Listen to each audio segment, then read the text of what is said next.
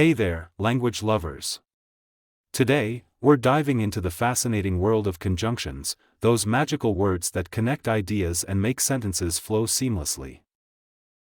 In this video, we'll explore 10 essential conjunctions that will elevate your English language skills.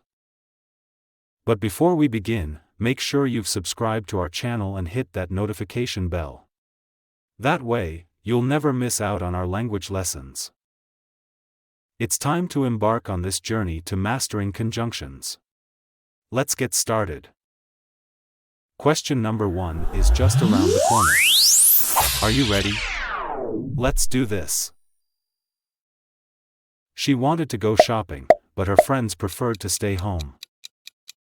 John likes coffee, but his brother prefers tea. He studies hard, so he always gets good grades. I love pizza, but I'm trying to eat healthier. The weather was nice, so we decided to go for a walk. They were tired, but they stayed up late to finish the project. Sarah is allergic to cats, but she has 3 of them at home. He's a great chef, but he can't bake a cake. She practiced the piano for hours, so she performed beautifully at the recital.